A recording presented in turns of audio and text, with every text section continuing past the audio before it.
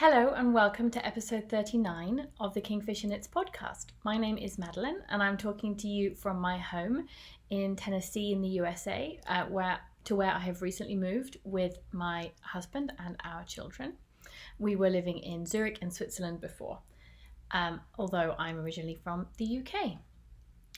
And I am really happy to be back talking to you again. It's been almost another month, but that's life at the moment. The youngest of our children is only 7 months old. He's a little baby. I've recently returned to work, which I only do part-time, but still it's taken up a lot of time and energy, and I've just been wiped out a lot of the other times where I would have been free to record. I also haven't done a ton of knitting, and yeah, so that's life. But I'm really happy to be recording again and being here to chat to you all about knitting. I am trying a slightly different setup this week. So this is one of my kids' beds. I'm in one of the bedrooms, and I just felt that I had a decent light in here today, so it was worth giving it a try. So I did just want to say welcome back to any of the previous viewers. Thank you so much for coming back, for sticking with me, although I can be a bit all over the place with recording. And if this is your first time checking me out, thank you so very much. I really appreciate all of you. I like the chance to interact with any of you, so whenever you fancy, you can pop comments down below. We do have a Ravelry group over on Ravelry, and I should mention the link to that and all the other links of where you can find me on Instagram and my designs on which I sell on Ravelry, my knitting patterns. Also, I have a website. All those links are down below the description box, straight below this video on YouTube. That's also where I put my show notes, so the links and the little bits of information for anything that I talk about. All down there in one place. I just want to say thank you very much to all of my subscribers. It has grown quite a bit in recent months, and which I kind of has been exciting, but also I felt a bit surprising because I wasn't recording as much. So it's just nice to know that people who come and watch a video enjoy it and stick around and want to subscribe. So thank you very much. All right, I'm going to start out talking about whips today. I'm not going to start out by talking about whips today. I'm going to start out with finished object because I'm wearing one and it's quite hot, and so I'm going to want to take that off. So I'm going to talk to you about it now. It is September now, but we are in the Mid-South in the US, and it's still hot. Actually, this week I think somebody said was one of, like, it's not normally this hot in September. It's still warm normally, but basically it is, this week it's always been, like, the peak temperature each day has been 35-37 degrees, so really hot. I have, though, still been wearing my sweaters a lot because there's a ton of air conditioning here, and really overkill air conditioning where just a little cotton cardigan has not been enough, what I would normally carry around with me in Europe in summertime. I actually have been wearing fingering weight wool sweaters to be warm enough inside. So I am wearing my Elton cardigan. I have shown this to you the last couple of episodes as a whip. I will just quickly speak about the yarn that I use. So the yarn is Norne yarns. I have a tag here. Norne yarn is, so they're hand-dyed yarn coming from Norway, so Norwegian. And I used two different bases. The Elton cardigan is designed to use a fingering weight yarn. So the original was designed in La Bien Aimée singles, merino singles, so fingering weight singles, and the lace weight silk mohair.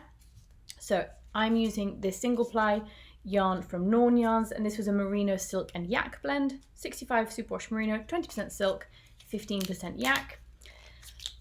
Again, this is the colourway name, so it's the same colourway on both of the bases that I have used. These are quite big skeins. They are 120 grams each for 480 meters. So it is, for a fingering weight single ply yarn, it is quite plump. And it just has a beautiful tone to it. Actually, recording here in this sort of not amazing light, but still direct natural light, I'm getting quite a good colour representation there. So the depth of colour is really good because of the yak there. And you can see I have a lot of yarn left over. I will talk about that. So this was the fingering weight yarn that I used, and you can see that the colour, this is the the lace weight mohair silk. I haven't got the tag here, but it is a fairly typical 72% mohair, 28% silk blend. And I have a bit of that left over. I did worry about running out of this, but that wasn't the case at all. So Elton is a pattern by Locatelli. This time maybe I don't need to put in the picture of it because I am actually wearing it.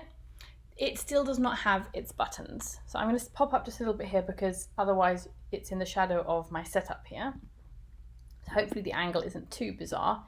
It looks a bit skewy here, but that's because the neckline of the dress I'm wearing under here is not straight. It is an asymmetrical neckline with a little sort of bow here. So that if that looks like it's a bit skewy, that's why. It's what I'm wearing underneath.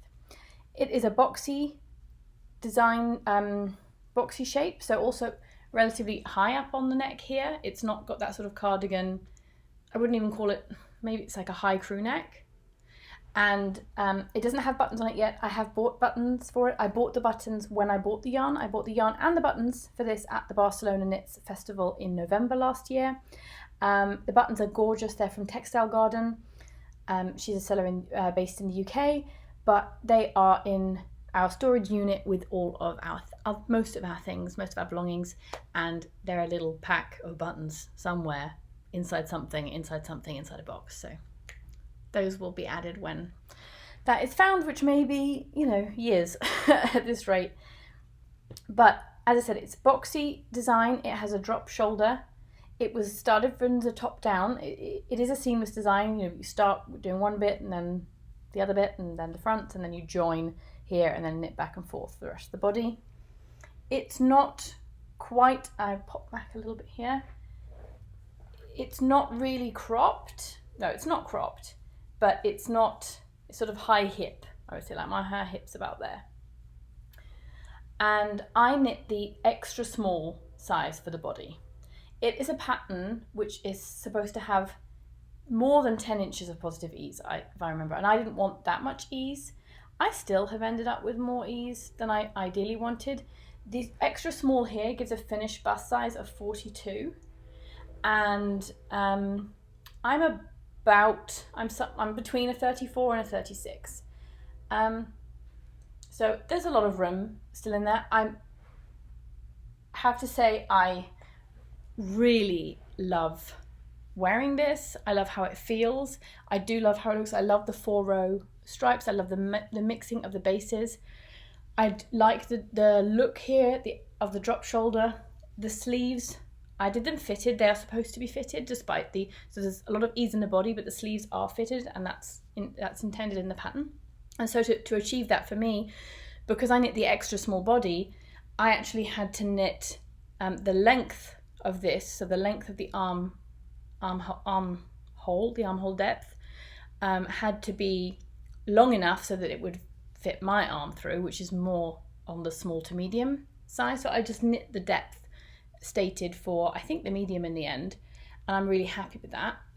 And then once I picked up the stitches, I knit a bit and I tried it on just to make sure that it wasn't somehow crazily off in terms of too loose or too tight, and then I was happy with it and I continued. So I'm not sure if I followed the pattern exactly for the sleeves. That tends to be my thing, that I don't, once I'm all done and I'm just on the sleeves, I'll look at it obviously for the number of stitches or what have you, and if it looks right, I'll go with that. But then from that point on, I'll just try it on and see what I think. I think this has made me, I've really enjoyed the process of making it, and I also really enjoy the fabric. It is not my typical style. I tend to wear things that are more fitted.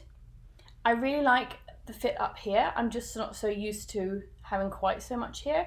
And I also get that this will look probably really quite nice, it's almost a sweater once the buttons are in place. But I do like to be able to have, just a cardigan that you put on like that. So when I'm doing that recently, I'm just sort of folding those front bits in a bit because I feel that looks a bit more me. What I think, I don't know when that will happen, but I was thinking about knitting another cardigan with this same idea in terms of these nice fat wide stripes of two different, of a fingering weight and a mohair lace weight yarn, but onto a different pattern, a different design of cardigan, which would be a bit more my typical style. That's not to say anything against, certainly nothing against the pattern was great, or anything against the design. I do like it. I also enjoy wearing it. I just, an observation that I've made while I've been wearing it myself. It does have, I'm going to take it off because it's so warm. Okay. It does have tubular, it did make use of the tubular bind off on all of the edges. I've mentioned in the last video that I don't much like doing a classic tubular bind off. So I do the Italian bind off. I do intend to do a tutorial for that. There was interest for that. I actually found some videos that I remember that I had recorded a while back showing an Italian bind off, but on brioche. I mean, it's worked in exactly the same way. It doesn't matter that that's on brioche. It just looks a bit different on the needles because you've got these yarn overs on every other stitch because it's brioche. But so perhaps I could potentially use those videos and to get a tutorial out quicker than having to record something again. But yeah, it makes lovely, really lovely seamless edges. So that's, it's a little bit of extra work, but I think it looks great. So that is my Elton. The other thing, the yarn, okay, it's so light. I ended up using only one skein of the fingering weight. So I could have gotten away with one skein of fingering weight and one skein of the lace weight mohair. Yes, I made the extra small. The extra yarn needed compared to the extra small for the sleeves would have been minimal.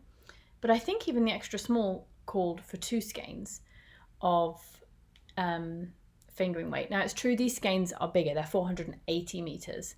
So I'm not sure if I had to look back at the pattern and see how many meters the extra small called for for the, and of course they always throw, you must throw an extra just in case when you write a pattern and for swatching. Oh, I did make a swatch, but so I have a full skein left of this.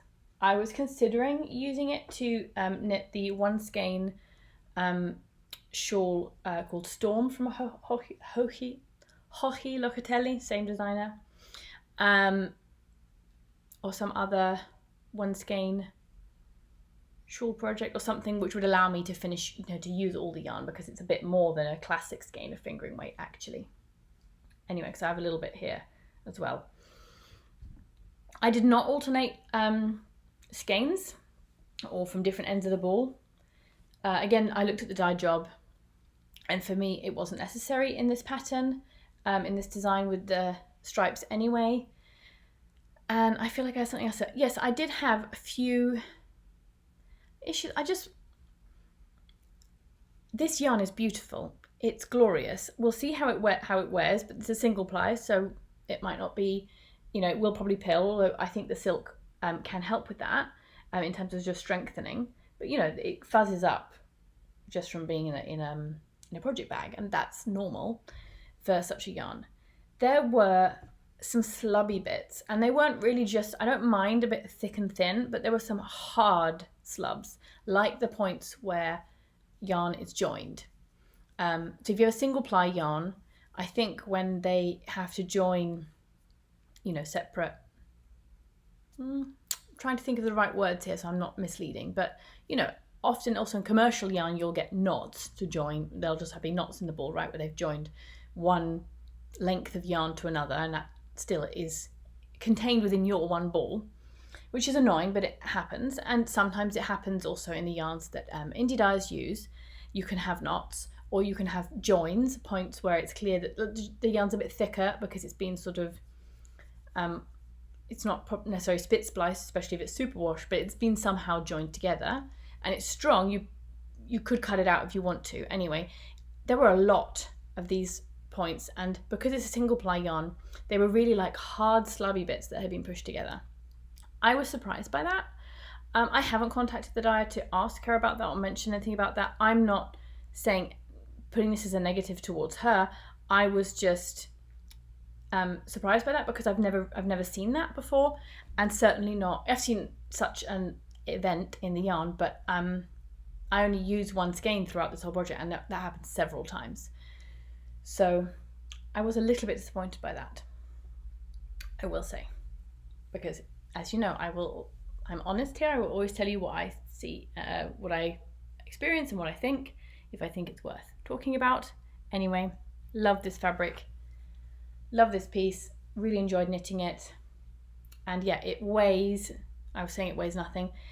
It weighs less than 200 grams for sure. It weighs about, I used about 120 grams of fingering weight. And I did weigh this, maybe 40 of the mohair silk. So let's say it's about 160, maybe 170 grams.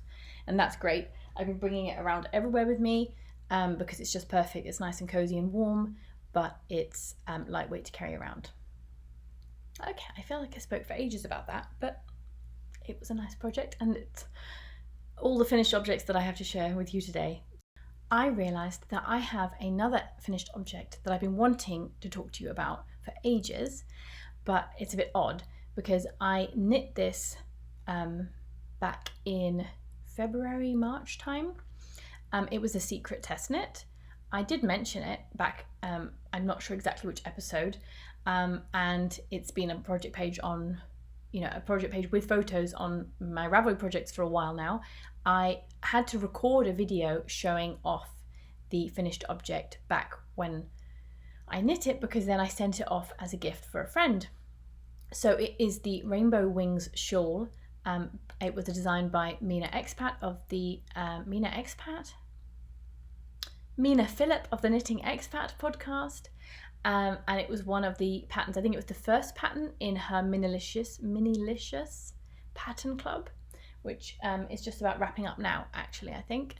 Anyway, I'm going to put in the video here, which I recorded back in Zurich, back earlier on this year, just so that you can also get to see that FO in all its glory.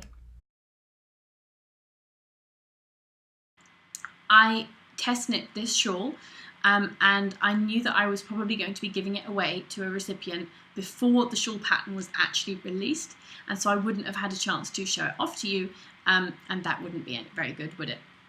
So the shawl that I have knit is, when I tested it, it was called the Rainbow Wings shawl.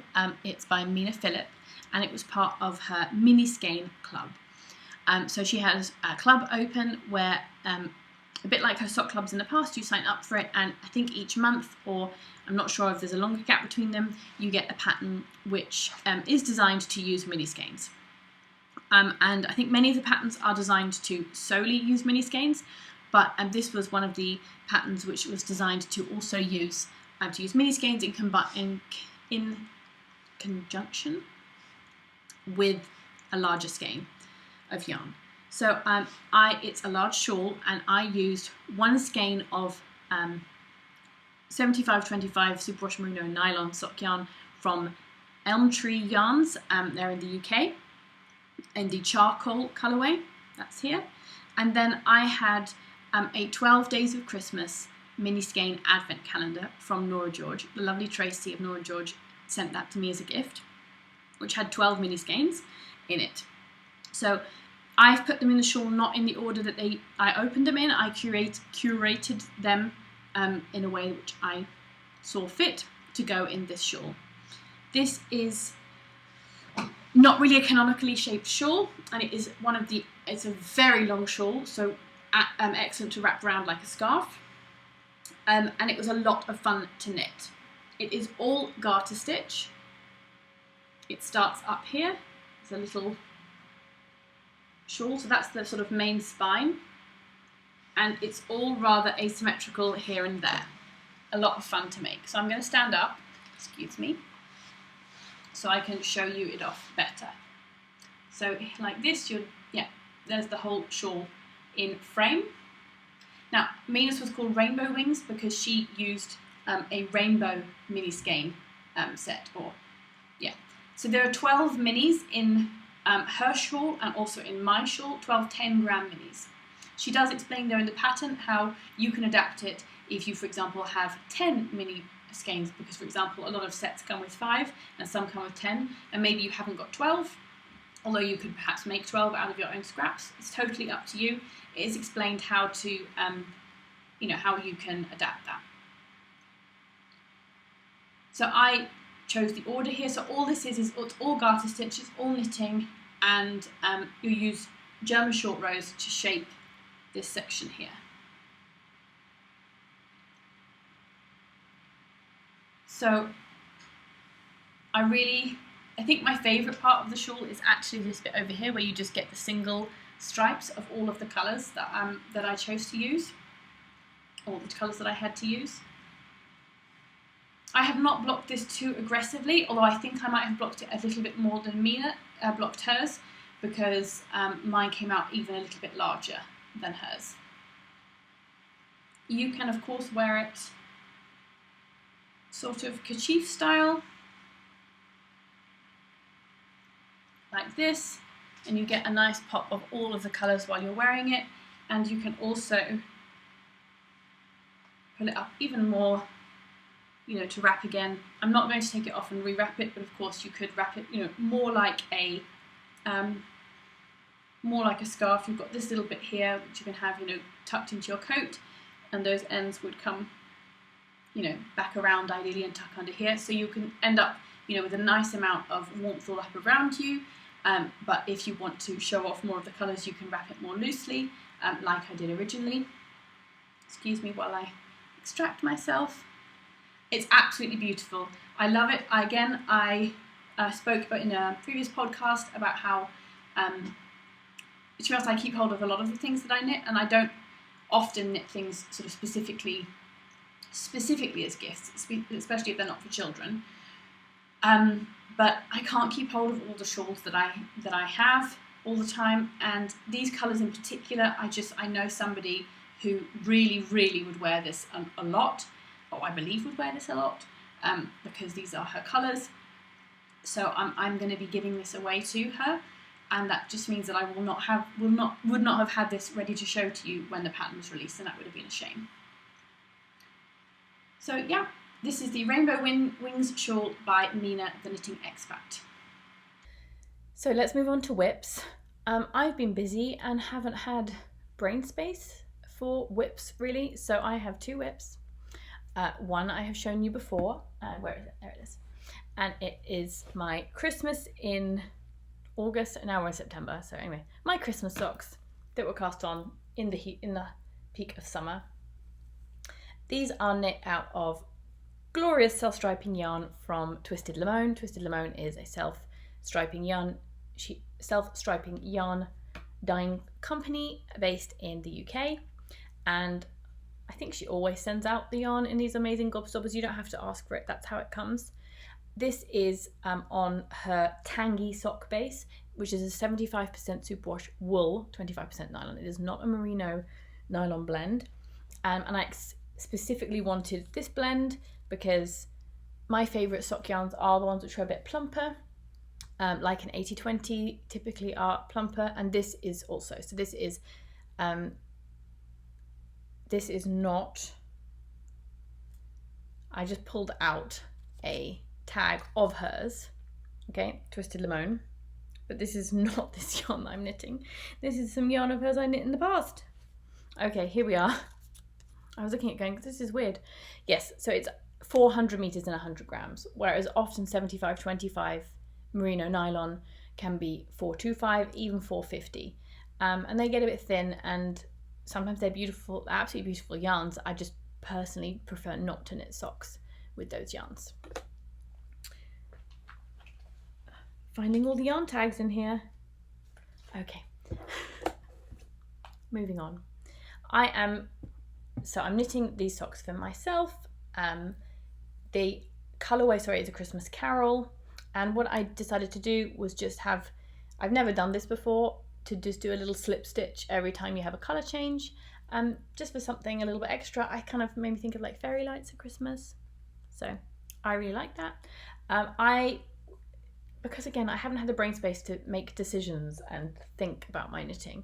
I got to, at this point, I was like, I kind of need to decide what kind of heel I'm doing, because I could knit a bit longer, but because I was not going to do an afterthought heel. I wanted to do some kind of short row heel, but then I wanted to do it in a contrast. I didn't want to continue. I didn't have a contrast around. I'm separated from most of my stash at the moment. Anyway, I just decided to keep knitting. And I will think about the heel in the future, not now. So it will have an afterthought heel of some kind. I'm knitting this on my usual Chiaogu mini twist, 2.25mm.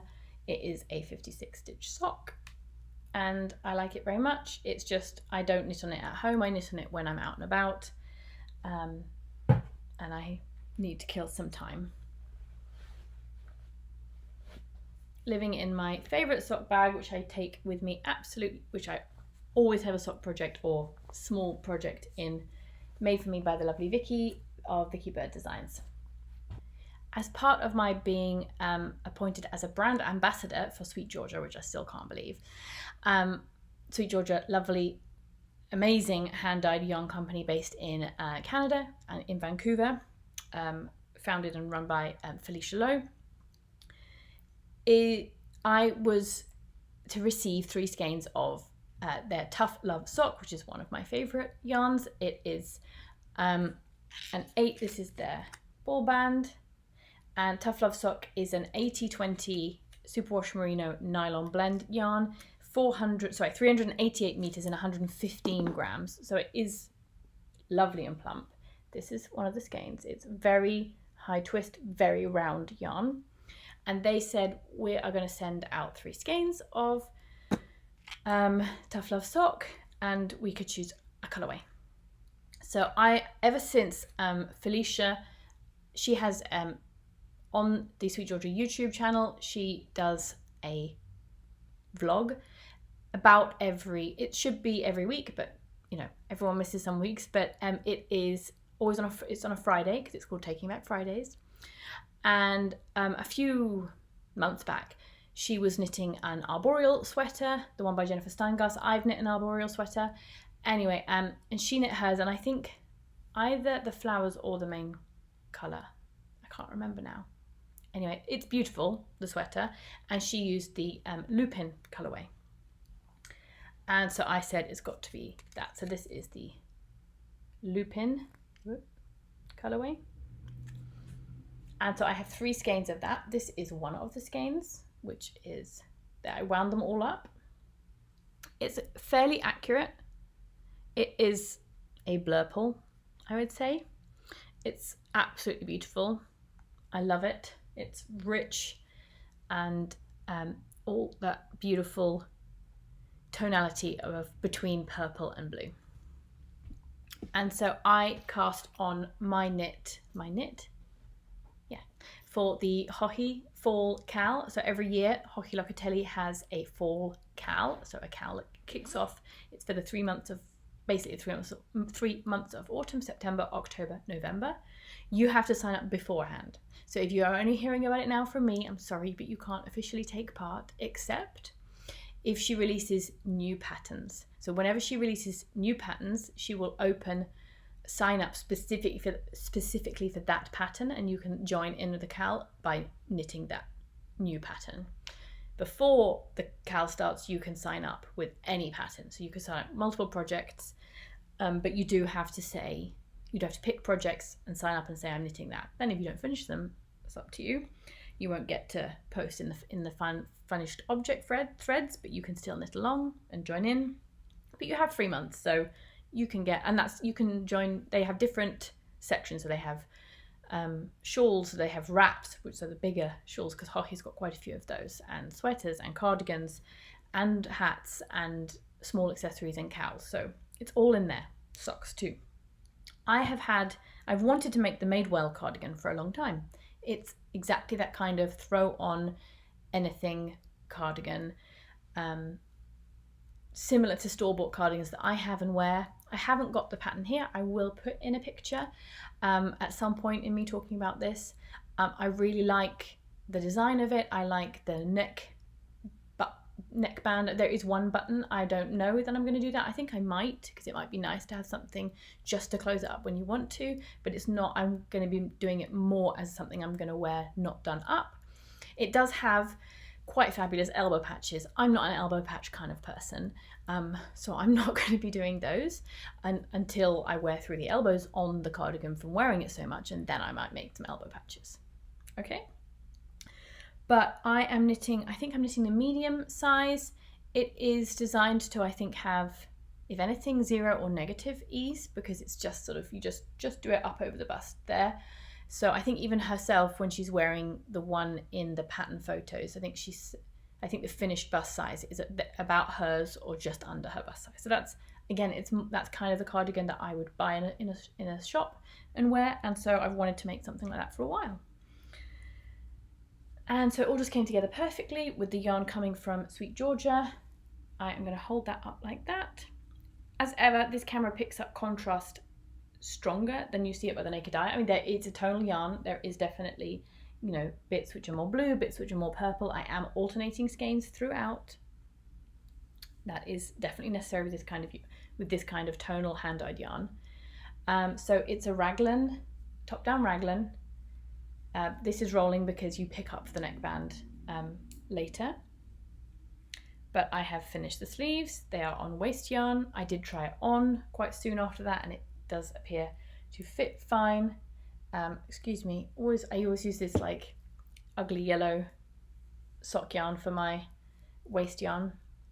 So I've knit about that much since the separation at the underarm, and I've knit one set of waist decreases, so there is waist shaping in the pattern, which of course you could omit, but I would like to include it. And yeah, I'm really enjoying knitting it. I'm knitting it, I think, I don't remember now if I got gauge with the yarn, got gauge with the needle size in the pattern. I am using 3.75mm needles. It's a 23 stitch gauge, which I was struggling to get with this yarn. It wanted to knit a bit tighter, although the row gauge is very different from the one that she has in the pattern. It's quite a tight row gauge for a 23 stitch gauge in the pattern for the yarn that she uses, which I think is a skein yarn, so skein from Australia. So I'm not too worried about that. I'm keeping an eye on the measurements and what have you, but row gauge is easier to adjust for while knitting a pattern than the stitch gauge. So yeah, I'm knitting it. I haven't weighed how much yarn I've used so much, but currently I'm on these 2 skeins, and at some point I will also alternate in to join in the third. It has full sleeves. I'm hoping I will have enough yarn. So the yardage required for the size that I'm knitting is around about, so this is the thing, this is one of Hockey's older patterns. She does not, I believe, in this pattern give the yardage. She tells you the number of skeins of the yarn, and it said 4 skeins for my yarn, for my size. So I have 3 skeins, but I did take a look, and it's the first size which requires 4 skeins. There are a few more sizes above which require 4 skeins. And I looked at quite a few project pages, and there were people who knit my size and did use more than 3 skeins, but there were people who used 3 skeins or less. So I think what I will probably do is do the body, pick up the neckband, because you want the neckband to be as it is in the pattern, and then knit the sleeves as long as I can. And I might absolutely have enough. It might be that it was one of those sizes that was just at the threshold, and if she had said that you needed 3 skeins worth of that yarn, you would have been just spot on and had nothing for swatching or something. I don't know. So anyway, I am confident that I'll get hopefully I'll get full length sleeves, but I'm aware I might not. And that's living in that new project bag I showed you last week from Fat Squirrel Speaks. from Fat Squirrel, sorry. Oh, she has the Fat Squirrel Speaks podcast, Amy Beth. She calls it her sock size, and absolutely would be, but it's certainly a good 1 skein project bag. But right now I have 2 skeins and the starter of my sweater in there, and it will live in there probably for a little bit longer, and then it will graduate to a more appropriate sized bag where I can fit all the yarn in. Okay, so those are all my whips to talk about.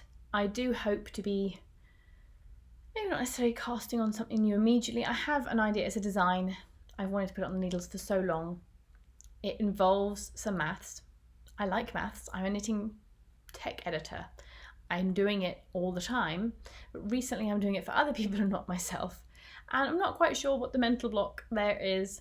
I think it's just knowing that if I sit down to do it, I want to be able to bring it to the point where that's done and I know what my numbers are and I can cast on.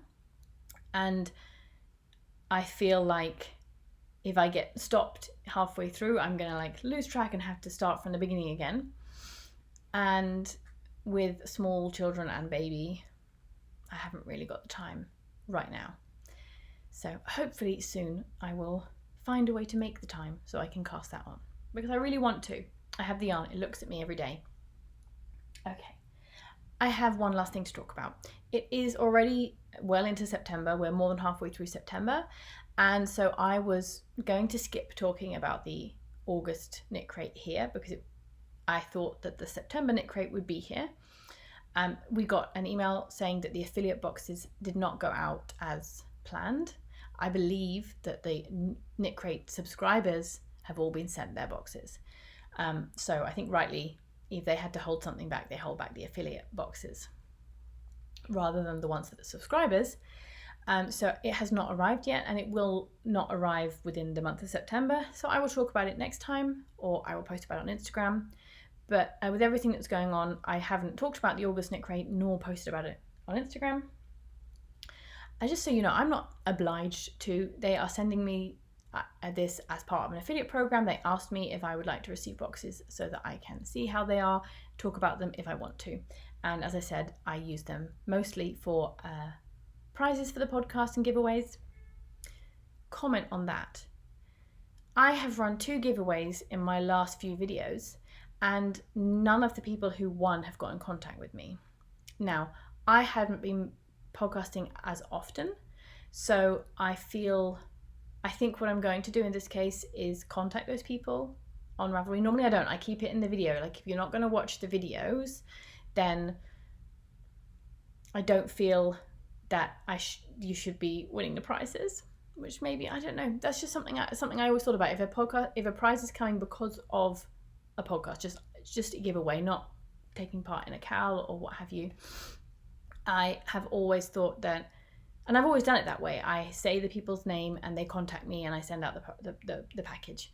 These last 2 times I haven't been contacted, so I have this yarn hanging around and I'm happy and willing to send it out. So I think I will, in this case, because it's been an odd time for me podcasting so infrequently, I will, and it's summer and people are doing other things, I'm going to contact those people.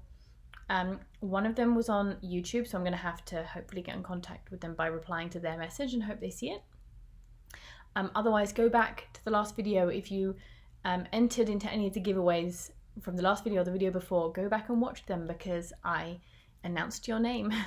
I'm just not saying it again now because I can't remember it and I don't want to take the time to pull them up. But I'm going to send out a Ravelry message to the one which was done on Ravelry and a YouTube comment reply to the person who won last time around. But going forward, I'm going to try and stick to, if you don't get in contact with me, I will redraw a new winner. Okay, this is the knit crate from August. Box the same as ever, like the box, and again we have it in some nice tissue paper inside, and we have 2 skeins of this yarn. So the theme, let me pull out the pattern book, whoops, and put that down. The theme this time around was, where is it? Take wing. Yes, they haven't got their inspiration page shown here, but they do show you the inspirations for the membership yarn. So this is the crate that I've received. You can see my yarn, the yarn that I received is this one here in the middle, and they have the inspiration. So they're all inspired by birds, all of the 3 different colorways. I really also like, sorry, this one up here. It's really beautiful neutrals. So the one that I have is called Kestrel. They also tell you which part of the, they have this new structure where you can, if you want to, give a color preference, so you don't get something completely out of your wheelhouse if you don't want to. The color preferences are all natural, chill out, cool tones, or energize me. So this time around they were all natural. I got the chill out, I haven't set a preference, and energize me.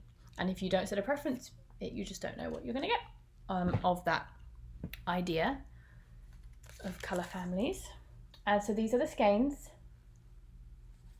I do think it's gorgeous. It is, again, there is a blurpleness going on here with these orangey peachy tones in there too. As I said, it's called Kestrel. This is their Knitology worsted merino. It is 100% superwash merino. It's been hand dyed, and it is almost 200 meters for 100 grams. It's a worsted weight, as I said. And I am very much thinking that I will use at least 1 skein of this, because I think I might knit a beloved hat for a baby gift knit. And I think this would look really, really beautiful. So I'm thinking that I will wind up a skein of this for that. And the other skein will probably go in a prize package.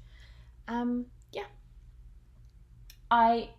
I'm not talking more about this yarn because it is not one of the bases which is a bit more different or with a bit more to talk about.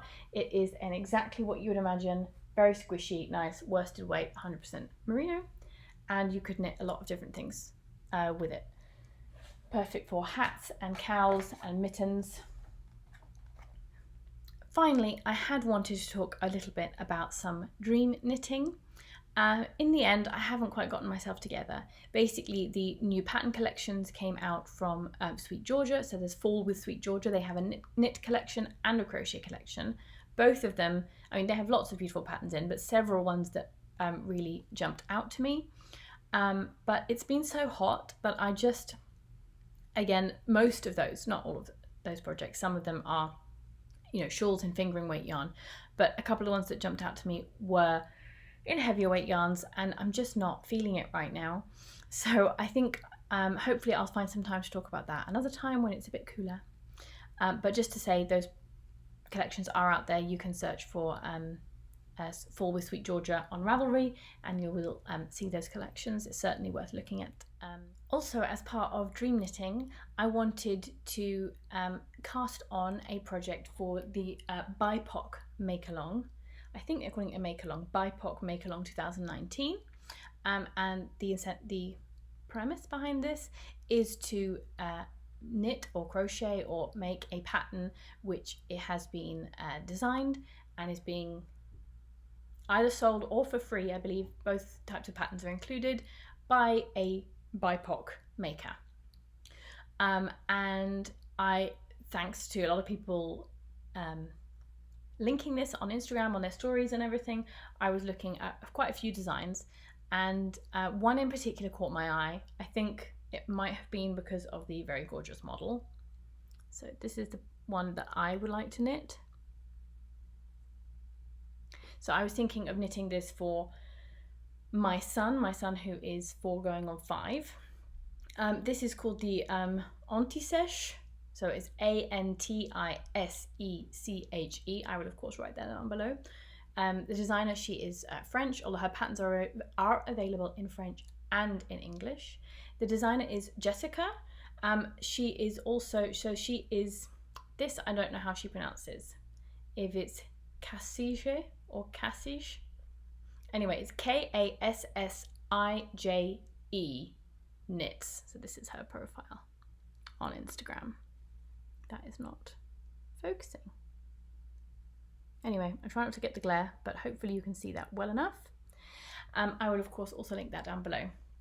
I do not have access to my stash, and I also don't want to go shopping that much at the moment. So I thought that by this point I would have had time to go and look at my stash in our storage unit, in our boxes, and it just hasn't happened. So I'm still very much wanting to make that. I think it's a really, really nice design. And I hope I will at least get to cast on during the period of the taking part of the In the BIPOC Make Along. But I did want to mention that. So I hope to be back with you again soon. I say hope, not going to promise because I can't promise. I'm not going to tell a lie. I don't know when I'll be back, but I will try to be back with you again as soon as I can. Until then, I hope you're all enjoying life, you're taking time for your knitting, you're taking time for yourself, a bit of creating, time to catch up with the podcast you like to watch, and I wish you all the best going forward into autumn or spring if you're in the Southern Hemisphere. All right, bye for now.